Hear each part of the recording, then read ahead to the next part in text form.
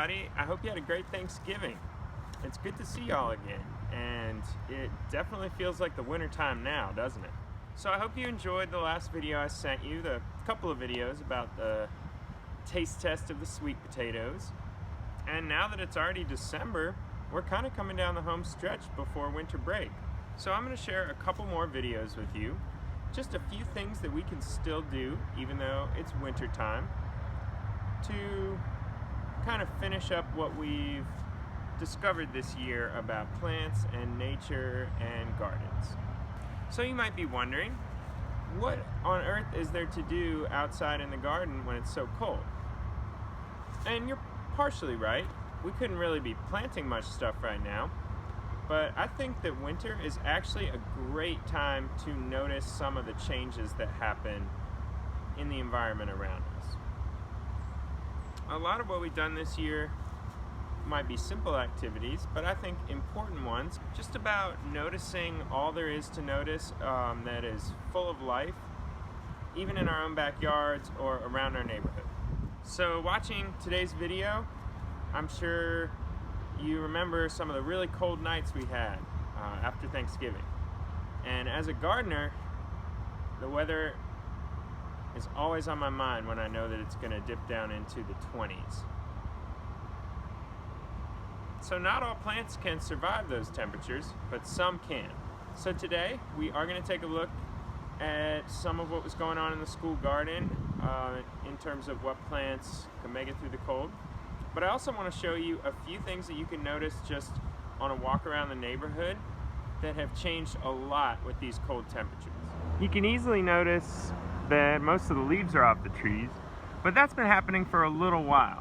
Now I'm going to show you a few things that have really only happened in the past few nights when it got way down below freezing. When a plant dies from the cold, like this tomato plant did unfortunately, the first thing that happens is the leaves kind of get soft and almost a little bit see-through, and then they start to dry up. So if you're looking at something that recently got frozen, it's going to look kind of droopy and bright green before it turns crispy and brown. So that's one thing to look out for. Sometimes even just the edges of some of the leaves will look a little bit frozen.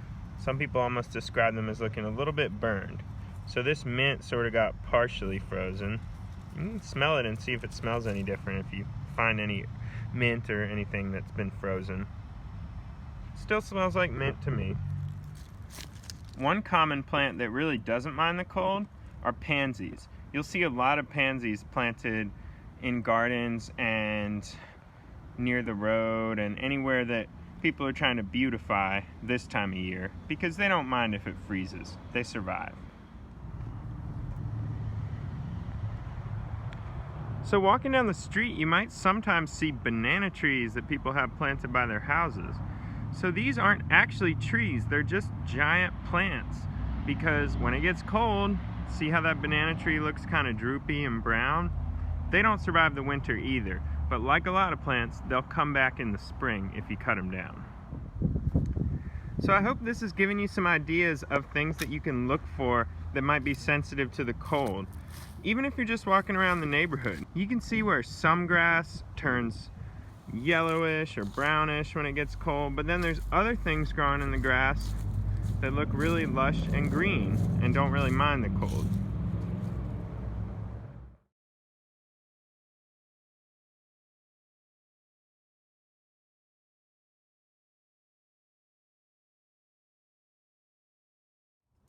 So gearing up for the big freeze last night, I knew that some plants would make it and be fine, like this rosemary, while others, especially the holdovers from the summer, like these okras, were definitely not going to make it. But that's okay, they're a little too tall to cover, and I don't think the covers would have done them much good anyway, because they're pretty sensitive to the cold. Now some plants, I put under some row covers. It's basically just like a little blanket that keeps them warm. I had some broccoli and some cabbages and kale that I kept under here.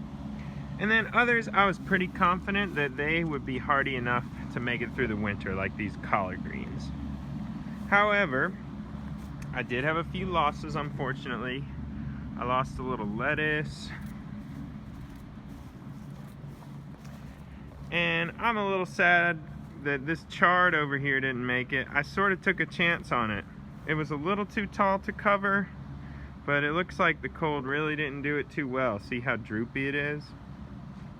Another plant that does not really like a freezing cold night is sweet potatoes. You can see these vines, the leaves have turned brown just overnight. The potatoes are underground and they should still be good as long as we dig them up in the next few days. So that will happen soon. Luckily, our strawberry plants are really tough. They've got the 3 sort of jaggedy leaves right here, and they're good down to probably 10 degrees or less. So I'm pretty confident we won't ever have a night quite that cold this winter. So we'll have some berries in the spring. And these spiky garlic chives really don't mind the cold. They always last through the winter. So I'll leave these covers on a couple more days, and then I think the plants will have adjusted enough to where they'll survive the next few cold nights. So the main activity I'd like to invite y'all to do after this video this week is to just take a little time outside. Remember to dress warmly if you're going to be walking around and it's cold. But I'd like you to just take a little walk. Maybe if you are at school and can visit the garden, that's awesome. There's definitely some things to be seen there. But you can just find some place outside where you can kind of check out what's changed after these cold temperatures. I think it kind of helps us get a little more acquainted with all the different kinds of plants that grow around us. The better that we understand how our local gardens, yards, forests, and environments change with the seasons, the better we'll be at taking care of them, understanding them, and preserving some of the little parts of nature all around us. So even if it's a little cold out, it's really important that we take a look at how the world changes as we go through the seasons. Alright, well, I hope y'all enjoy looking for some cool weather changes wherever you might be. And stay tuned. I will see y'all next week for a fun kind of grand finale where we might actually get to take a look at some of the vegetables that our gardens have provided us with this fall. Alright, until then, bye-bye.